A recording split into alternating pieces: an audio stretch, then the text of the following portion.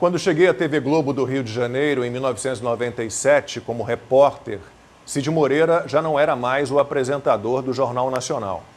Tinha deixado, então, o principal noticiário da televisão brasileira no ano anterior. Ele fez parte da geração de apresentadores oriundos do rádio.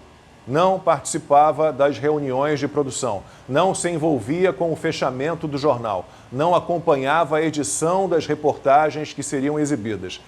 Quase sempre nem passava pela redação, não tendo acesso com antecedência aos textos que introduziriam essas matérias, que no telejornalismo são chamados de cabeças, e aqueles que, eventualmente, complementariam a reportagem, conhecidos como notas-pé.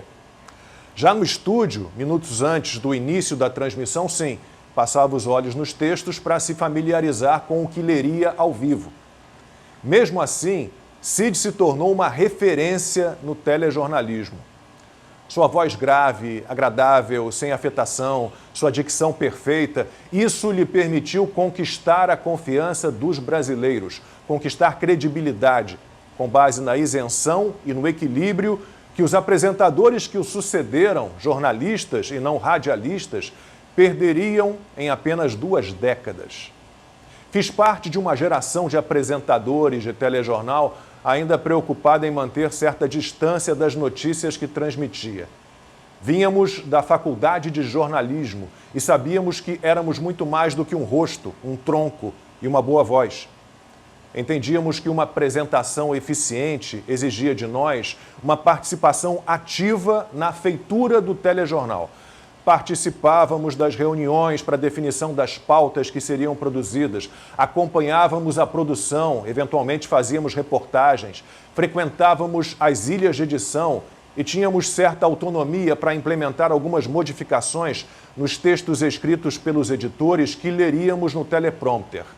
Nada radical, significativo, apenas alterações, por exemplo, que pudessem facilitar a leitura, a escolha de uma palavra que não desse um nó na língua, mais coloquial, a quebra em 2 de uma frase muito longa.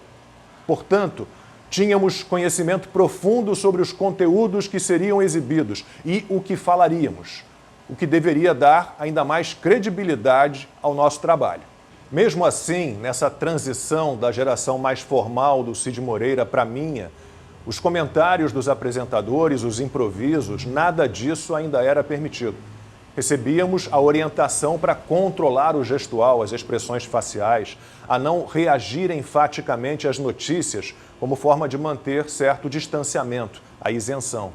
Mesmo os erros nossos e técnicos continuavam causando algum constrangimento. Uma engasgada, uma tosse inesperada, um tropeço. Isso costumava ser seguido por uma palavrinha, perdão.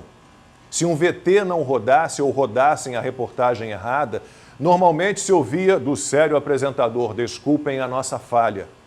Demorou muito tempo para que esses erros fossem tratados com naturalidade e passassem a reforçar o caráter humano dos apresentadores de telejornal, que, como todas as pessoas, também não são infalíveis. A questão é que os apresentadores de telejornais e programas jornalísticos passaram a falhar miseravelmente e naquilo que não se pode perdoar. Muito provavelmente porque já não havia na chefia jornalistas do porte de Alice Maria, Armando Nogueira e Evandro Carlos de Andrade, 3 dos maiores diretores que tive nos meus 36 anos de carreira. Aboliram-se os fatos, o debate, proibiram-se perguntas. Ninguém quer mais saber de todos os lados da história. As redações foram tomadas por militantes histéricos, por uma gente soberba, querendo transformar o mundo, seguindo seus próprios preceitos, suas ideias furadas, seus interesses. O jornalismo cortou seus punhos, partiu para a arrogância, passando a trabalhar com verdades próprias. E os apresentadores mais soltinhos disparam livremente suas opiniões estapafúrdias, sem base no mundo real. Podem sorrir, gargalhar, se sacudir, dar lição de moral. São capazes de absolver alguém condenado em 3 instâncias. São capazes de falar em ciência, proibindo o confronto de ideias, sua base, o ponto e o contraponto, o argumento e o contra-argumento, a tese e a antítese. O que já foi jornalismo agora defende a perseguição política, a censura e sangra muito. Já não há mais editoriais lidos com competência por Cid Moreira. Os que se acham jornalistas têm autonomia para opinar sobre o que quiserem. Eles falam de tudo, como se fossem especialistas em tudo, como se soubessem de tudo. Estão protegidos por diretores, por uma redação raivosa que se acha educadora, catequizadora, pronta a dar pitos naqueles que discordarem desse descabido jornalismo didático. Já não há mais erros eventuais, equívocos e consequentes correções e retratações rápidas. O que poderíamos chamar de desorientações ocasionais nos tempos do maior apresentador de telejornais do Brasil, que nos deixou essa semana, agora é a tônica, o padrão.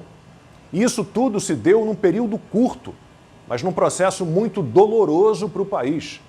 Em todas as desgraças a que nos atiram, lá está o jornalismo transfigurado, mais cúmplice dos horrores do que omisso em relação a eles. E se muita gente respondia ao Boa Noite de Cid Moreira no Jornal Nacional, hoje, do jeito que o Brasil está, quem tem um mínimo de informação, de senso crítico, sabe que não haverá um bom dia, uma boa tarde e uma boa noite. Não se depender daquilo que já foi tratado por jornalismo um dia.